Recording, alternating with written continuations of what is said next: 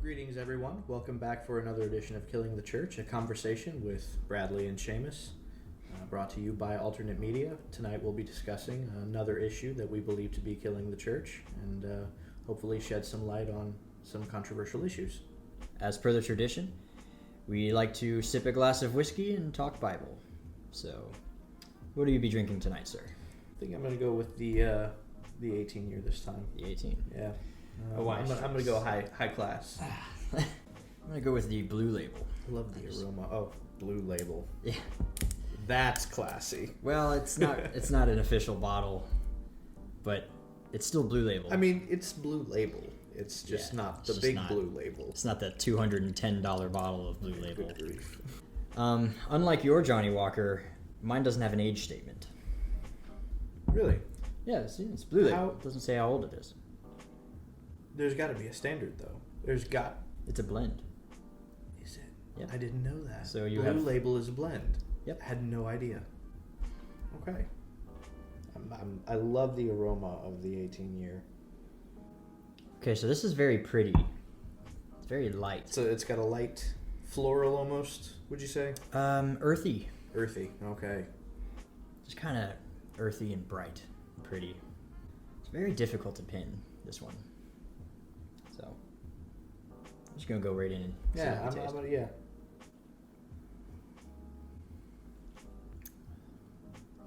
Oh, it's extremely bright. This is bright as well, actually. Really? Usually I find that one to be warm. I don't know. It doesn't taste like a whiskey you would drink for the winter. Okay. That does very well for the springtime. Yeah, super, very bright, very, almost sweet. Okay. It's not as warm and welcoming, I think, as the 18 year.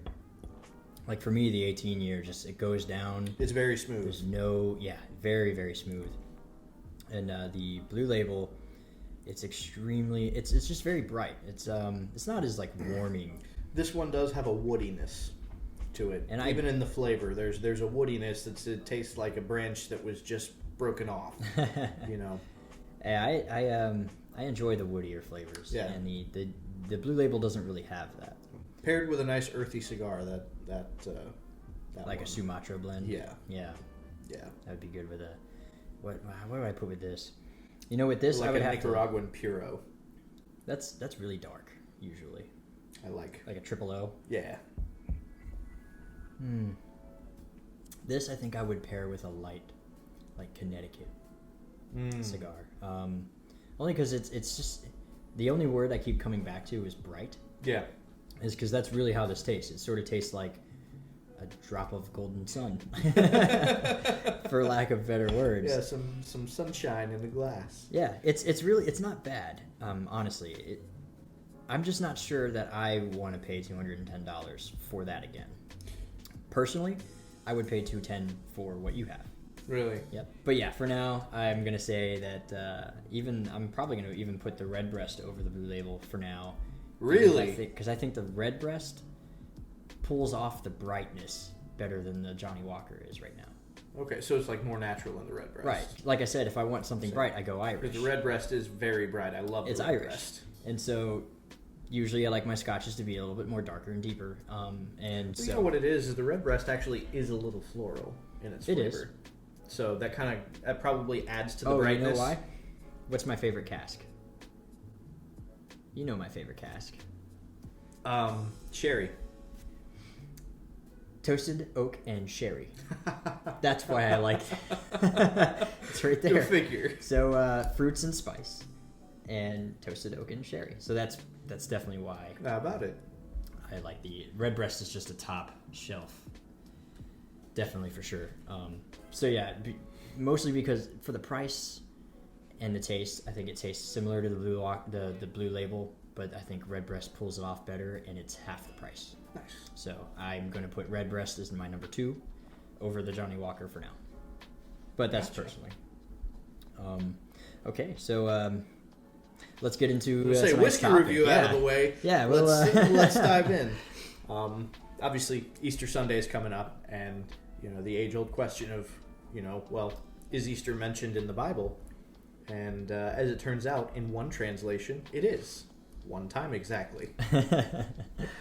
So let's go in the Bible where we see Easter for the first time and the only time. So where is that? That would be Acts 12, verse 4. Yep, I thought it was in 12. Yep. And in the King James Version, Okay. it says, "And when he had apprehended him, he put him in prison and delivered him to 4 quaternions." Wow, that's a big word. That's for a you. big, weird word. To 4 quaternions of soldiers to keep him. That's a lot of soldiers to keep one guy. 4 squads is basically what I have. That's a platoon. Yeah, right? That's An more than entire platoon for one dude. It's a platoon reinforced, actually. Intending after Easter to bring him forth to the people. Okay, so we've got an actual mention of Easter here in the King James Version specifically. Well, what does yours say? Sure, yeah. So after the arrest, he put him in prison and assigned him 4 squads of 4 soldiers each to guard him. Actually, so 4 squads of 4 soldiers. So that's just that's one squad. Okay. It says a squad of 4 soldiers. That's a fire team. So Okay. So not as many as we thought. so it's just one squad of people. So not 56 instead, which is a lot. But intending to bring him out to the people after the Passover is what I'm reading from a Holman CSB Christian Standard Bible. Okay, so the King James says Easter. There's a very popular belief that the King James is the most accurate. So Easter being mentioned there That's interesting. it's the only time really that Easter would be mentioned in the entire Bible. So by this point in Christian history, were the Christians now celebrating Easter rather than Passover, or did they just call Passover Easter? Or So the first question I think is, which is the correct word to put there? yeah, And so the Holman has taken the step to go ahead and put Passover. The KJV has Easter. So which is it? well, let's go back to the Greek. Okay. What's our Greek word there? I have a Greek. Oh boy. Yeah, here We're we go. bringing out the big book. Acts 12, you said? Yes. Acts 12, verse 4. 4 quaternions, of soldiers to guard him, intending after the Passover. So I have to pascha. To pascha. And that's Strong's number 3957. Okay, 3957. Pascha. Well, that sounds obviously a lot like the Hebrew term Pesach, which is Pesach. Passover in Hebrew. So I think we can probably conclude actually that the KJV probably got this wrong in this instance. And that may not have been intentional, but all the same, it is incorrect. I know that even Andy Stanley in his book, is it Irresistible? Yeah, Irresistible. I have not yet read it. I've read through it, and he actually does make an argument to justify that Pascha is just the Greek word for Easter. But as we can clearly see, it's more than likely a transliteration, not even a translation. It's a Greek word that was formed specifically to sound like its Hebrew counterpart. 3957. Pascha. The Passover supper, or the Lamb Passover, translated as Passover 29 times. It actually, in the Strong's Word Concordance, it doesn't even have Easter as an option. Wow. Okay. Yeah, So definitely not Easter then. The KJV certainly got it wrong. Interesting. Yeah. So, So Passover would be correct. Easter would be incorrect. so why then does it say Easter? I think probably to further sustain the idea that Christians at this point were celebrating Easter. That's certainly a thought. Christians today celebrate Easter, and so certainly we would want to have evidence of them celebrating it in Scripture. And so I think there's a good agenda, if you can call it a good agenda. There's an agenda, but it was with good intention probably. More or less, because Christians do celebrate Easter today, obviously surrounding the events of the crucifixion, which would have taken place on Passover. So they are close enough in their relation, but all the same, the word there actually is for Passover. So What we can get into later on about why it says Easter instead of Passover, but let's go with the Christian Standard Version. So let's talk about what Passover is. okay, I think it's Passover is coming up.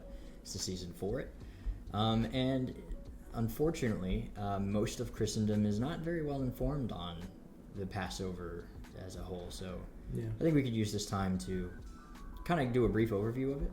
yeah, Before- that'd probably be a good idea. There are organizations that do try and introduce Christianity to it. Actually, one of the local churches here does hold they have Jews for Jesus come And do a Passover? do a Passover Interesting. at the church every year. So I'm not sure with COVID-19 being a thing if that's going to happen. But, Probably not. Likely not. But they have in the previous years. But I do think we can give it a shot. I mean, sure.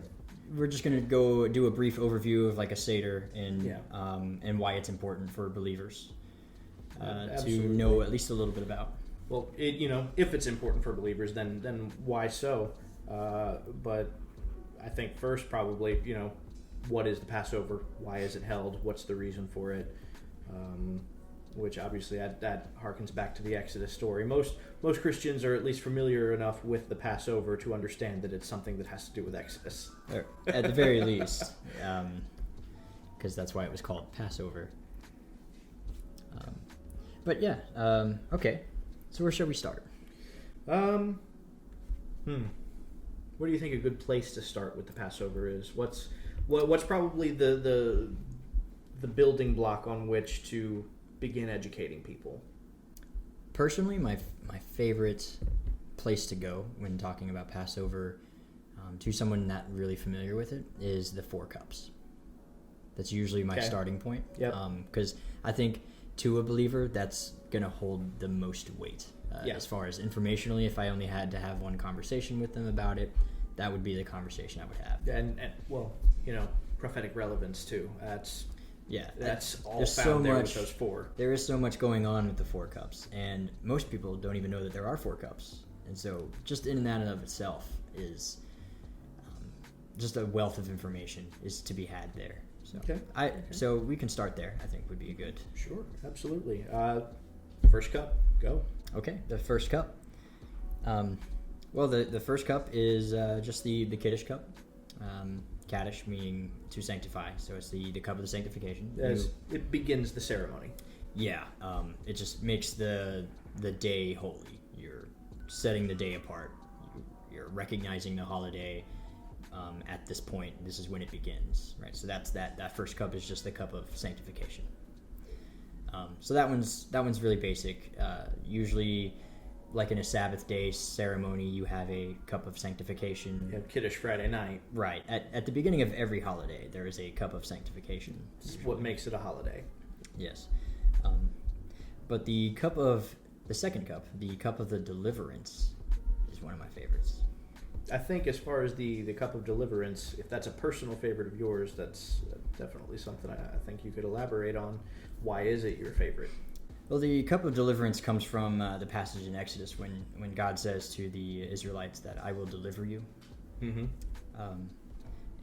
So it's kind of like the first cup of the start of the Passover story. It's the promise of deliverance, of being pulled out of bondage of Egypt. I believe it's like Exodus chapter 6 is when he makes this declaration. And so this cup is a commemoration of that. Mm-hmm. The reason I like this cup, the cup of deliverance, is that you see this cup in action at the Lord's Supper, which is in Luke chapter 22, starting in verse 14. The second cup? Yes. So the first cup is a given. Yes. It's already talked about. But you do have the second cup, and that's the one you have just before you start eating. And we'll get to the significance of that in a little bit. But when the hour came, he reclined at the table, and the apostles with him, and then he said, I have fervently desired to eat this Passover with you before I suffer, for I tell you I will not eat it again until it is fulfilled in the kingdom of God. Just to say real quickly, this means that in the end of age, we'll be celebrating Passover with the Master one day. But he took a cup, and after giving thanks, he said, take this and share it among yourselves, for I tell you, from now on I will not drink of the fruit of the vine until the kingdom of God comes. All right, and then he took bread, gave thanks, broke it. And so a lot of the scholars believe that first cup, the Kiddush cup, is it goes without being said. Mm-hmm. But usually you say that and it kind of just starts the holiday. But the start of the Passover Seder really begins with the second cup. And then you tell the story, then you break the bread, and then you have your last two cups after the meal.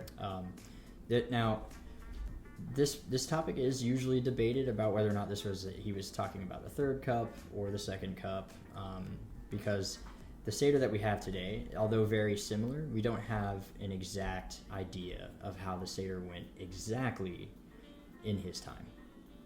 And so, but we do know that there were 4 cups. We're just not entirely certain of the order. Okay. But I can say with a lot of confidence that the Jewish people in their scriptures and in their writings and in record of history, that they've maintained a very good, they have done very well in maintaining the traditions that have been passed down. And so you can say with a lot of certainty that the Seder that we have today is extremely similar to the Seder that they were practicing back then. Now, again, historians will tell you that you can't say that with absolute certainty, but I'm inclined to believe that you can say that with quite a bit of certainty.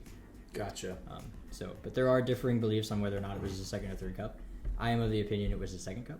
Okay. And I will get to why in a little bit. But basically, the fourth cup happens during the Hallel, when they sing hymns. And later on, we hear them do the singing of the hymns, and it doesn't say that they drank wine after that, but that's when you would have the fourth cup, is after Hallel. After the Hallel. And so we have a record of him doing Hallel, and so it would go without being said that you would end the Seder with the last cup. The last glass. Right. And so I am of the belief that this is the second cup. Okay.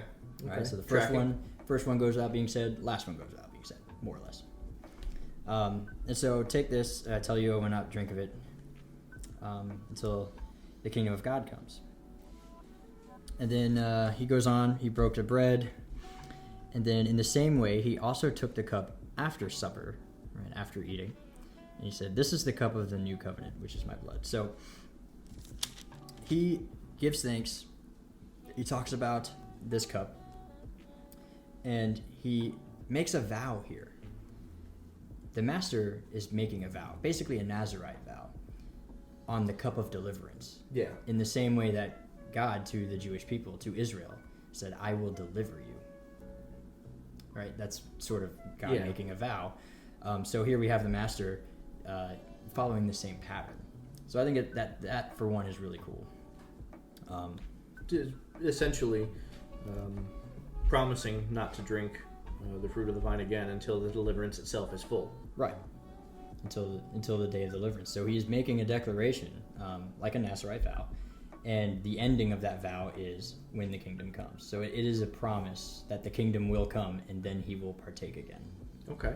Right? So we await the day for him to pronounce the final blessing over the last cup of wine, while we all sit at the table. We're waiting for that real fourth cup. Right. That's That's actually fascinating. That hits hard when you think about it. Yeah, there's a lot of spiritual significance in that. Yeah. And I just told you about the second cup, which you know, and you also, I'm sure, are aware of the third cup. We will get into the afikomen in a little bit. It says here after that cup he breaks some bread, and there's this is my body broken for you, and right. so we'll skip past that for a minute. We will come back to that. Yeah, hit the pause button on that, and we're talking about the cups for now, but that is significant. We will get there, and that's a part of the Seder. And so then he takes another cup after the meal, and traditionally in the Seder, you have the third cup after you've eaten, and then he says, "This is the cup of the new covenant in my blood, which is poured out for you." This cup traditionally is called the cup of redemption. Based on the statement of God. God will redeem you with an outstretched arm. I will redeem you with an outstretched arm. Right. And so that's how they called it that cup. And then here over the cup of redemption, he is saying, this is my blood poured out for you.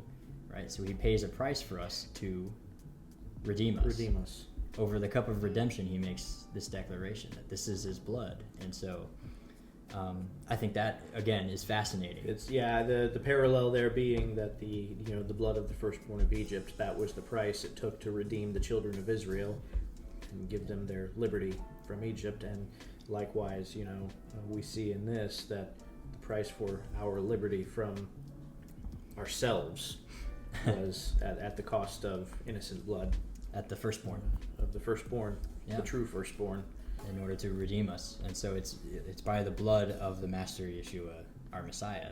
By his blood we are redeemed, right? So so a lot of symbolism in that cup, actually. Right. There's a lot going on. So that's the cup of the new covenant. It's the cup of redemption. And likewise, even in ancient Egypt, when he was making that declaration, he was creating a covenant.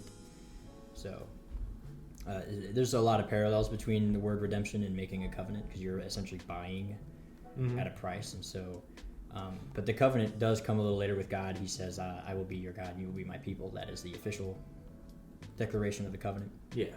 But it does start here. And then, so they have some, I believe it's in Mark, and it's not actually here, but they say that they sang hymns after all this. They have the discussion about who's going to do the betrayal. And then they sing some hymns, and then they leave. Now that's the Hallel part, and then after that you have the fourth and final cup, and that cup is called the cup of restoration. Usually, once again, the cup of the covenant, right? I will be a God to you. I will restore for you as a people in my name, coming back from Exodus, and the redemption for us, we have yet to see happen. But after the redemption will come the millennial era. And then we will all sing hymns, so to speak, and everything will be fully restored, a new heaven and new earth.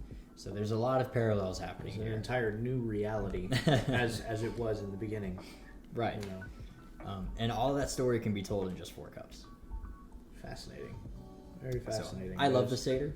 So yeah, there's the Seder is important. Obviously, it was important enough for Jesus to go over with his own disciples.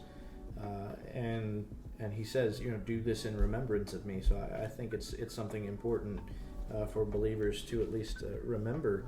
Obviously, if not for the symbolism in the cups, which we've seen, there were multiple of.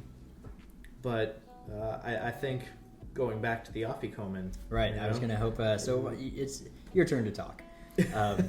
So you're a little better at the afikomen than I am. So go ahead.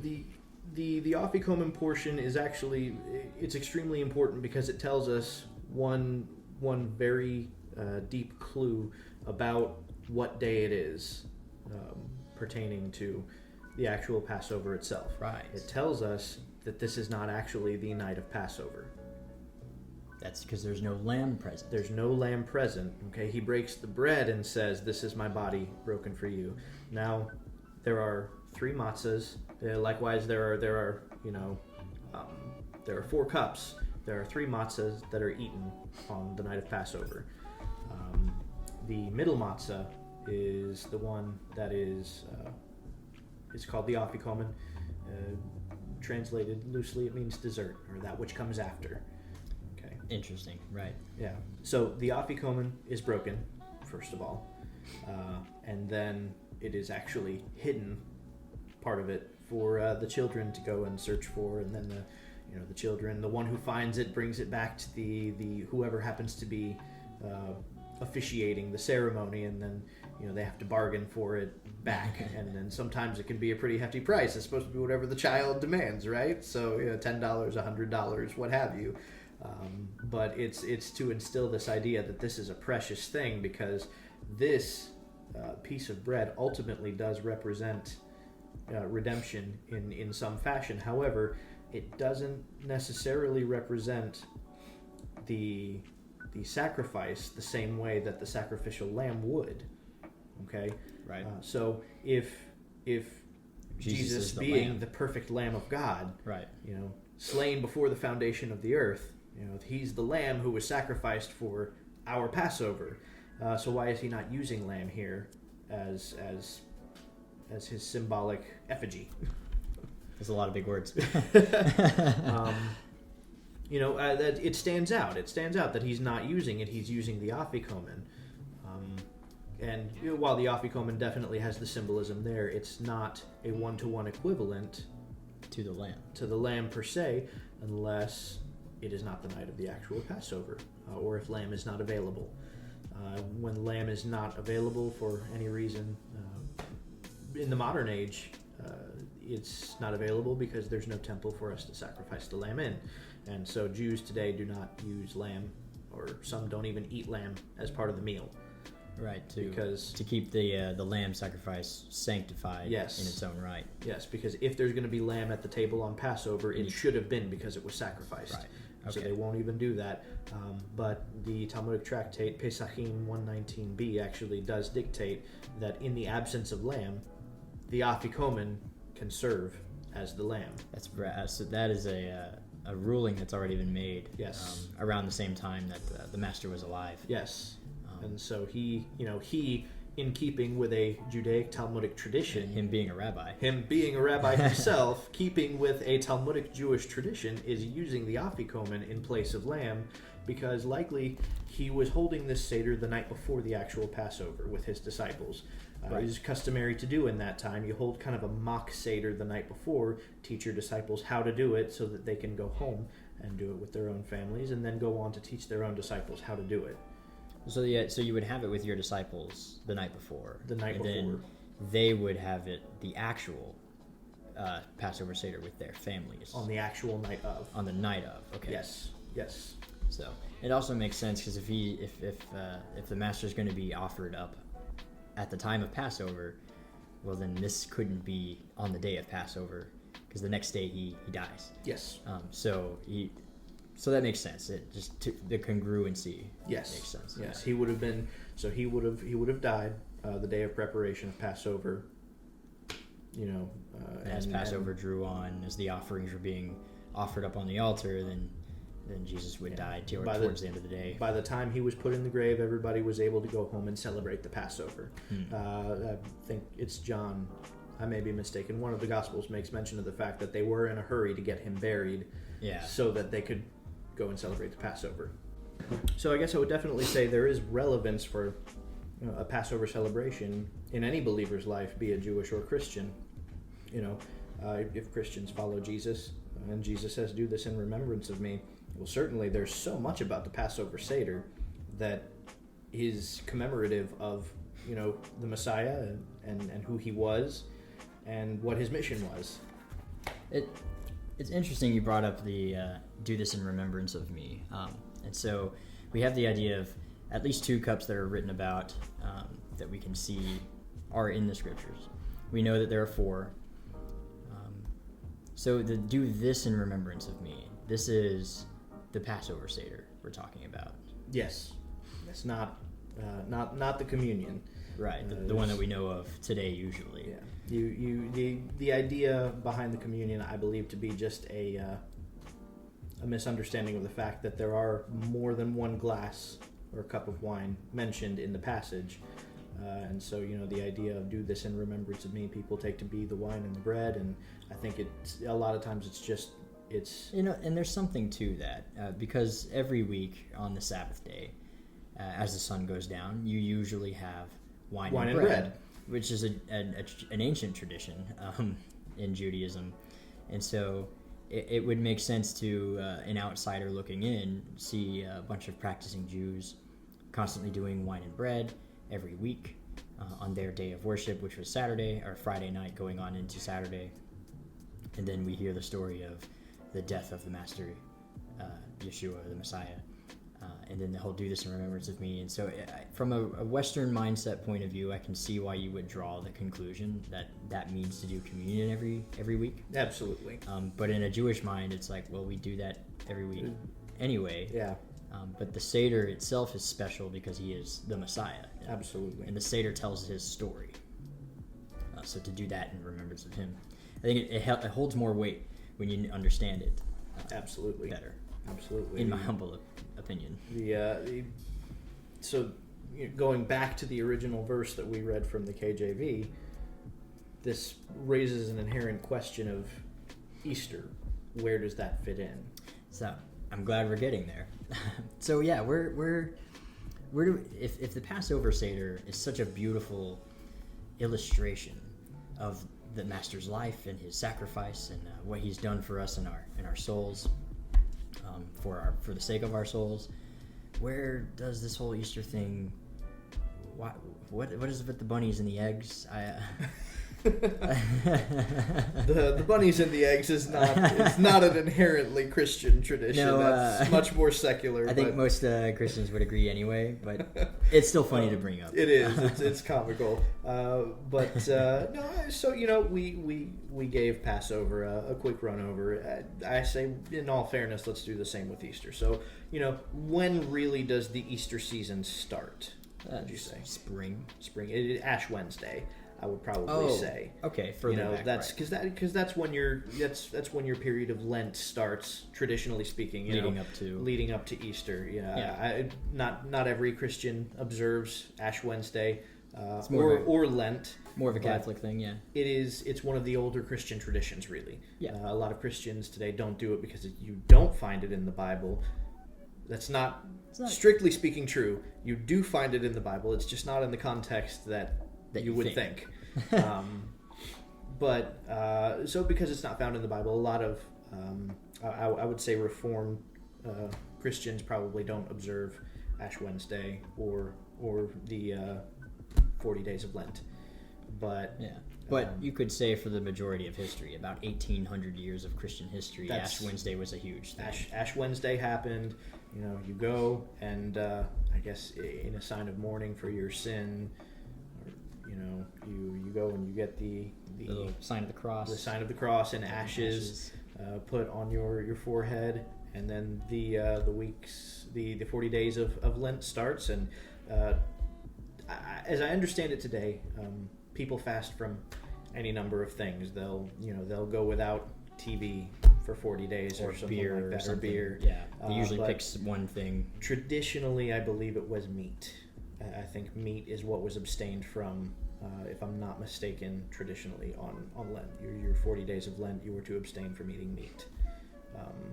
It's kind of an all vegan diet for that. Like period. red meat, or because fish don't count. Right? Yeah. I think fish you can do on Lent traditionally. I didn't grow up in the Catholic Church, so I'm not well versed in it per se. But I grew up as an Irish Catholic, but being Irish and being Catholic is like saying I'm an American Christian. It really doesn't hold a lot of weight. I'm extremely familiar with a lot of the things, but the finer details, usually like the whole eating meat thing, I couldn't honestly tell you. We just used to pick one thing, and that would be the thing that we fasted from. And then on Fridays, you would abstain from meat. Okay. Usually. Red meat.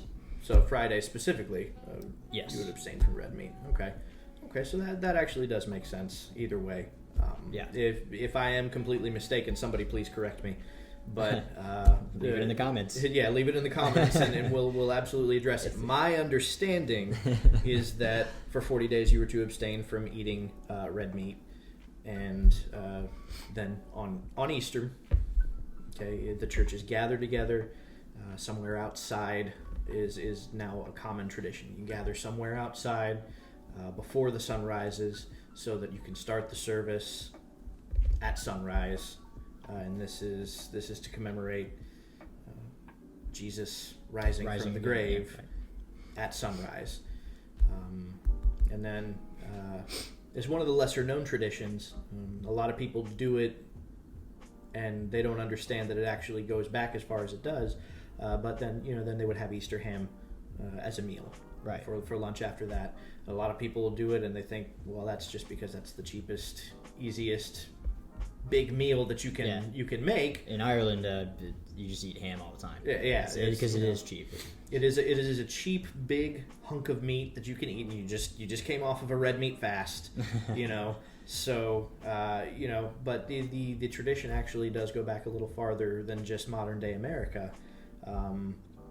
Easter ham actually is a legitimate documented tradition on Easter, and the origins of that are a little darker, a little dicey. It's a little dicey when you get into the actual etymology of Easter and how it made its way into Christianity. First of all, it made its way into Christianity at the Council of Nicaea in 325. Constantine pretty much established in his statement, I'm paraphrasing, but in not so many words, he dictated that the church would now observe Christ's resurrection on I don't want to quote this wrong, the first Sunday following the full moon of March. Yes. Okay, so that would be after the equinox, the spring equinox. Right. Okay.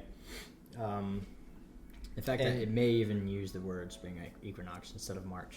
I think, the Julian calendar wasn't yet a thing, I don't believe. I think the documents on that by Eusebius does actually use equinox. Because then you have Pope Gregory III come in and change it to the Gregorian calendar. Yes. So, where March became the third month instead of the first month. So there's... In Constantine's own words, that decision was rendered specifically so that they would not be following in tradition with the detestable Jews. So there's a little bit of anti-Semitism behind the reasoning for establishing Easter when it was established. In addition to that, the day that it happens to be held is coincidentally the exact same day that the Romans would celebrate Cybele and her lover Attis, who would be, if you follow pagan etymology, they would have been the Roman counterparts to the ancient Babylonian and Sumerian Nimrod and Semiramis. Right. Okay. So that actually that I think plays a big part in why Easter happens the way it does. It actually even goes into why Ash Wednesday happens, and then Lent happens after that, following up and concluding with Easter. And let's go there. Okay, let's go there. I'm ready. Let's go to some of the mentions of traditions or even hints at Easter tradition or Easter in general. Easter, we pronounce it Easter. In the ancient languages, it could be pronounced Astarte, Ishtar, Asherah, Ostara in the old Germanic tongues. These are all different goddesses of different pantheons of different cultures, but more or less they're the same goddess. If you look them up, it's like, okay, so this country had this pantheon and this was the goddess of it's the same person, different name. But in this culture, the exact same representative, and so it's the same person. You know what it is? It's in the Germanic languages, Odin was called Odin. In the English Isles, it was Wotan. Same god, right? Same pantheon. It's just a transliteration of the language. Easter, even though it was spelled Ishtar, it was still pronounced Easter. You would pronounce it Easter. And then Astarte and Asherah. So you can hear the similarities. It's just a difference of transliterations. Absolutely. So. It's she's the queen of heaven in these ancient cults. Mm-hmm. So one of the first mentions of it actually is in 2 Kings 21. Verse 7, I've got the King James here, is And he set a graven image of the grove that he made in the house of the Lord, of which the Lord said to David and to Solomon his son, in this house and in Jerusalem, which I have chosen out of all tribes of Israel, I will put my name forever. Okay, so that actually doesn't mention Asherah. What does yours say there? So, yeah, mine reads differently. Manasseh set up the carved image of Asherah, which he made in the temple that the Lord had spoken about to David and his son Solomon. I will establish my name, and towards the rest the same. But yeah, okay, so in my translation it does say Asherah. Here it says the grove. I believe there actually, if you were to look at the Strongs, you'd probably find that the actual word there is Asherah. I can confirm that. I have previously looked that up. The Hebrew, it does say Asherah. Gotcha. So the Holman actually is a better representation of the wording. Wow. Here. Okay. So again, King James not necessarily translating it as adequately as it could be translated. Intellectually, honestly, maybe. Yeah. I think Asherah's. There's another example I can think of. 1 Kings 14:15. 1 Kings 14:15. Let's see what yours says. Let me get there first. But in either case, we see that an idol of some sort was put up in the temple of Asherah. Right. So 1 Kings 14:15. Yep. For the Lord shall smite Israel as a reed is shaken in the water, and he shall root up Israel out of this good land which he gave to their fathers, and shall scatter them beyond the river, because they have made their groves provoking the Lord to anger. Okay, so... he will scatter them beyond the Euphrates because they made their Asherah poles, angering the Lord. So that's rather... Again, wow. Honestly, so it almost seems intentional at this point. I honestly thought that they would still render that one as Asherah. Yeah. So you hear the KJV is the most accurate word for word translation, but it's like, well. That's for another video. Yeah, we'll do another video on that one for sure. I will write that one down as an idea. Yeah. But okay, so we've got an example here. Now, how does this all relate to Easter and Easter tradition? Okay, so yeah, we get it. The Israelites were falling into a little bit of idolatry. How does this pertain to Easter and Easter tradition? How does this equate to the days of Lent, Ash Wednesday, the sunrise service, and Easter ham? Well. For that, you really have to go way back into Babylonian history. Mm-hmm. I mentioned earlier Nimrod. Nimrod is mentioned all of one time in the Bible. It's at the instance of the Tower of Babel. Mm-hmm. Okay, so that Babel is not necessarily the same as Babylon that is mentioned later, but it actually is.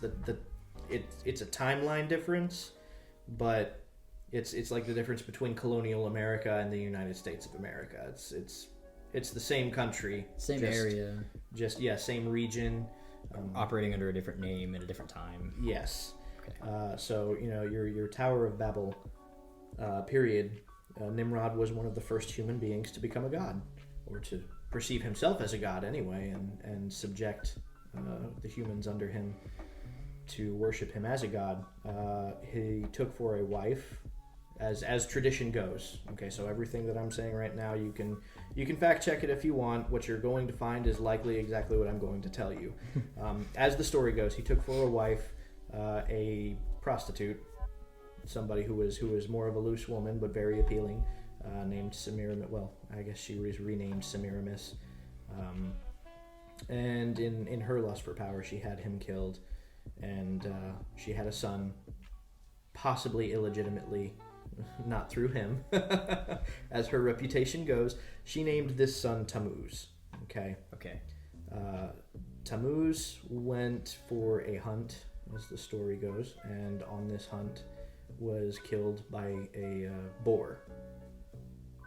So the whole kingdom at that point, in mourning, went for a hunt for this boar, a hunt that lasted 40 days. And when they finally killed this boar, they had a big celebration, and when the sun rose the next day, they acknowledged that Tammuz had been reborn as the sun, as a new god, sun god, ruling over interesting humanity. So where we see these traditions in the Bible, actually, where we see Lent in the Bible, I believe is in Ezekiel, if I'm not Ezekiel wrong. 8. Ezekiel 8. The temple abominations. So Ezekiel 8, starting in verse 14, probably going into the end of 16. I'll read the KJV. We'll see if there's any more difference. Right, buckle up. Then he brought me to the door of the gate of the Lord's house, which was toward the north, and behold, there sat women weeping for Tammuz. This period of weeping for Tammuz, if you look this up, is going to be the 40 days of Lent. They fall almost in the exact same time slot. This would have been the period of the hunt.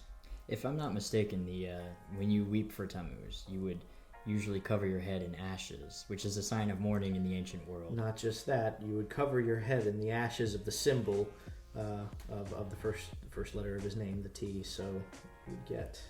Now, just being the devil's advocate here, surely they didn't have English, and so it wasn't a letter T like we know it. Not for Tammuz. Not necessarily the same. It actually, so in this culture, it actually might have looked more like a Maltese cross.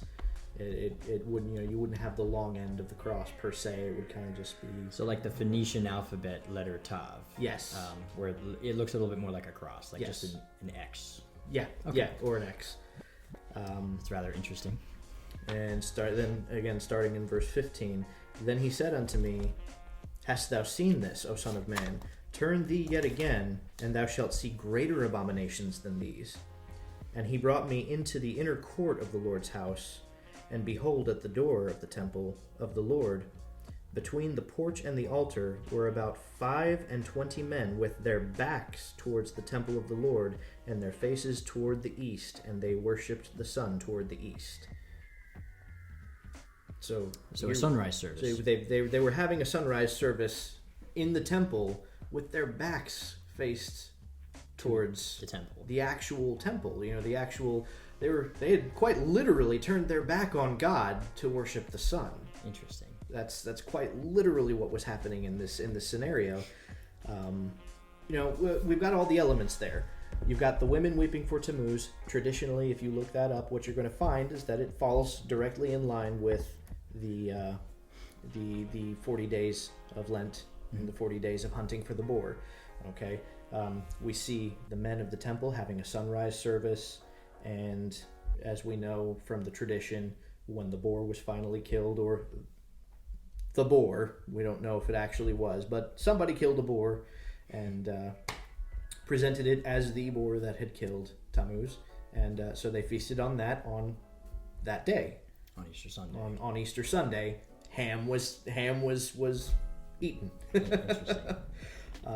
So we've got all of those traditions, and you can't really say it emphatically. There's nothing blatantly saying that Constantine specifically wanted Easter on this day with these traditions so that he could keep paganism around.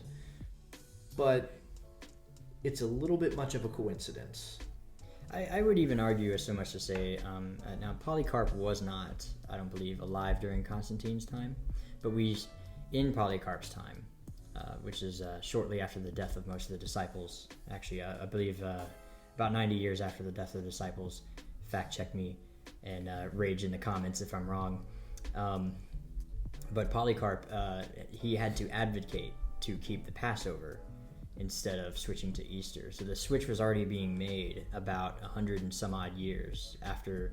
So it starts pretty early, and so we already have Polycarp was a disciple of John. Yes. And so he was an advocate for keeping the Passover Seder because change was already beginning. There actually was, if you read the account of the Council of Nicaea and the whole reason the decision was made and why it had to be legally ratified is because there was already dissent from the Eastern Orthodox churches to maintain at least holding Easter on the same day that Passover was held for the Jews. Okay, so the Eastern Orthodox Church actually tried very hard to maintain some kind of relationship with Semitic culture, in keeping with the command to do this in remembrance of me. Right. Again, the little bit of anti-Semitism in Constantine's own words, and the fact that it was a legal rendering made so that effectively doing anything else would be outlawed. It was intentional in some part. All of the elements of the pagan observance of what would have been Easter Sunday for the pagans, because the reality is that particular day, the first Sunday after the equinox, has been observed by almost every culture in the world as far back as history goes. It is a common pagan thing to keep it's a the theme. equinoxes and their own versions of holidays.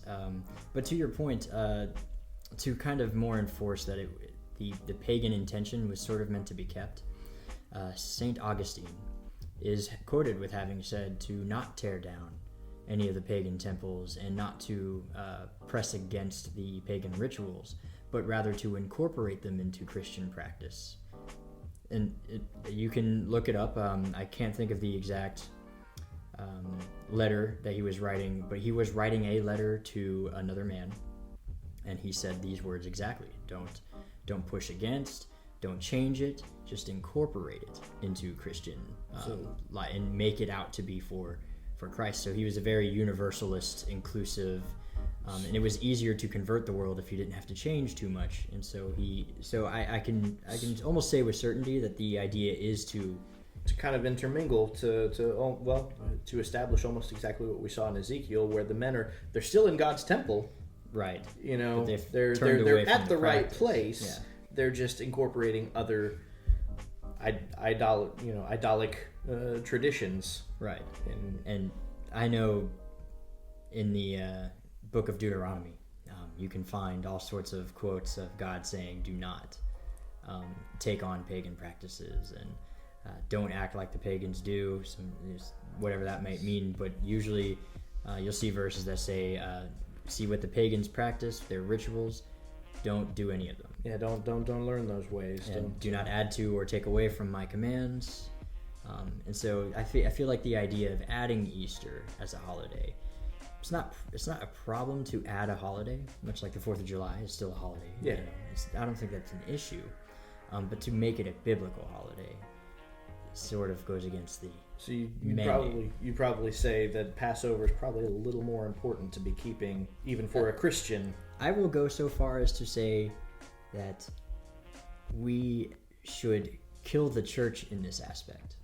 That we should be. I mean, why not keep Passover? It's a more beautiful holiday. There's way more symbolism in it. It has no pagan origins, and it was mandated by God. It's in the Bible. God said to do it, and the Master Yeshua said to do it. The Messiah himself kept it. And so just out of the principle, why would we not also be like him and do the same things he did? So whether or not you could say that Easter has pagan origins, which I think we can conclude safely here that yes, it does. But whether or not you believe that that's okay to incorporate pagan tradition into your Christian lifestyle, why would you bother? The Passover Seder is just infinitely better. I mean, it's God's idea, and I feel like he's better at making ideas than we are. Absolutely. I don't think there's any argument. It almost there. goes without being said, but yeah. I mean that's sort of my argument from my perspective is why bother with anything else? Yeah. God's commandments are perfect. I would probably add to that also the idea of abstaining from the appearance of evil. Now, you know, we don't really think of Easter as being evil, but we certainly think of idolatry as being evil. So even the appearance of idolatry, which you're meeting. And you're meeting before sunrise so that you can begin your service at sunrise with the sun. That's not to say that you can't have a morning service. No, not at all. But I understand at a certain point, you have to understand that There are several other religions. If you live in a diverse enough city, there are several other religious groups who are going to be doing the exact same thing at the exact same time. Sure. Facing the same. I think to avoid facing that direction as the sun rises is probably safe. Absolutely. Just to avoid. But if you want to have a sunrise service, by all means do it. Just I would probably avoid facing the sun, which nobody wants to do that anyway. It sounds that hurts, man. Terrible. Now, if this discussion in any way has affected anybody at home, I think, if you still feel like, well, what do I do on that Sunday? Is there something I can do that's not inherently rooted in paganism on that Sunday? I would say probably first fruits. The feast of Feast of First Fruits is always the day after the Sabbath that follows Passover. Right. So you have Passover, then you have the weekly Sabbath, and the very next day will be the Feast of First Fruits. And almost every calendar year that actually does fall on an Easter Sunday. Usually. Just because of the way it's... Very, very rarely will the days actually, I think like 3 or 4 years ago, but Easter was like a whole month after Passover. But to that point, essentially, so we know that Jesus rose again as Sunday began to draw on, at the very least. Absolutely. Which would be at the very least, sundown Saturday night. Saturday night, so as Sunday began to draw on. Yes. That's why I say that, and not Sunday morning, because it likely wasn't Sunday morning. At the beginning of the first day of the week. Right. The Jews had a lunar calendar, so the day started at sundown. So we know that he rose again sometime during the first day of the week. Yep. Probably as the sun went down Saturday night, which means that he rose again on the day of first fruits. Absolutely. Which again, in and of itself, it just holds a much more powerful symbolism. Absolutely. The idea is he's the first fruit from the grave. Right. He's the first one with an absolutely redeemed body. And then you begin to count the Omer. Mm-hmm. All the way until Shavuot, I believe. Yes. The counting of the Omer, that's something else that holds a lot of significance. Probably a discussion for another time. Another video. But in fact, we should shoot that video after the Omer. You know what? I think that's a good idea. As we come to close up the 50 days of the Omer, we'll have a Shavuot video. Absolutely. So that'll be fun, I think. It's a good idea. But yeah, we can probably go ahead and wrap things up. Yeah, I think this is a good place to end this discussion. I think it's I think we've presented a pretty decent amount of information on the subject, and I like to end on the first fruits note because it's hopeful. Yeah. I remember for me doing my historical research on the subject, it's kind of depressing and almost insulting to find out that something that you held so dear for so long is that it's got that history. It's inside it feels dirty, but then like you grew up with it, and so it's like, well, how dare you? And so it's hopeful knowing that there actually is something in the Bible that actually does still pertain to that day. And so you don't have to give up the day entirely, right? More or less. You just change your focus. Change your focus and make it something biblical. Turn back towards the temple, so to speak. Yes. Away from the sun and back to the temple. On the sun. Yes. So, even then, that's a good point. So yeah, in summary, Passover is beautiful. Easter is weird. Whiskey is good. God is good. And first fruits is also good. I think you summed it up well, and I'll raise a glass to that. Sure. So, l'chaim. L'chaim. Hey everyone, thank you for making it to the end of our video. We hope you liked what you saw. If you did, hit the like button. And don't forget to leave a comment either. If you have any questions, don't be afraid to ask. We'll address what we can, and we may even do a video. If you'd like to see more of this kind of content, please subscribe and hit that bell. L'chaim. L'chaim.